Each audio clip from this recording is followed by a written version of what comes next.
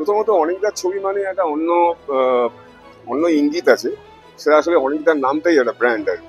এবং সেটা যে আর পাঁচটা সাধারণ ছবির মতো নয়, যে কোথাও একটু হাটকে, কারণ অনেকটার যে প্রিসিশন যেটা নিয়ে ছবি করেন এবং যে কন্টেন্ট গুলোকে বাঁচেন সেইগুলোর ভিতরে একটা ইটসেলফ এমন একটা পাওয়ারফুল প্রপোজিশন থাকে যেখান থেকে মানুষ আসতে বাধ্য হয়।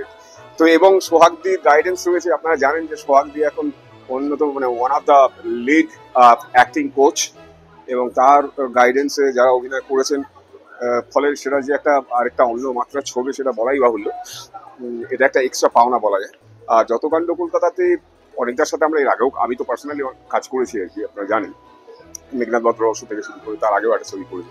তো এই ছবিটা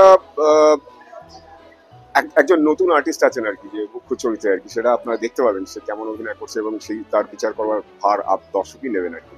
আমাদের ধারণা খুব ভালো অভিনয় করেছে, যদিও তার ডায়ালেক্টের একটা হালকা সমস্যা রয়েছে, তা সত্ত্বেও আমরা বলবো যে অসাধারণ, এবং খুব চেষ্টা করেছে, বিরাট সময় দিয়েছে। অর্থাৎ একটা চরিত্র করবার জন্য যে সময় দিতে হয়, এই সিনসিয়ারিটিটা তার রয়েছে, ফলে তার একটা রিফ্লেকশন আপনারা দেখতে পাবেন। 26শে সেপ্টেম্বর এই ছবিটা মুক্তি পাচ্ছে, যত কাণ্ড কলকাতাতেই আর কি। আপনারা দেখুন, ভালো লাগতে পারতো। Thank you so much.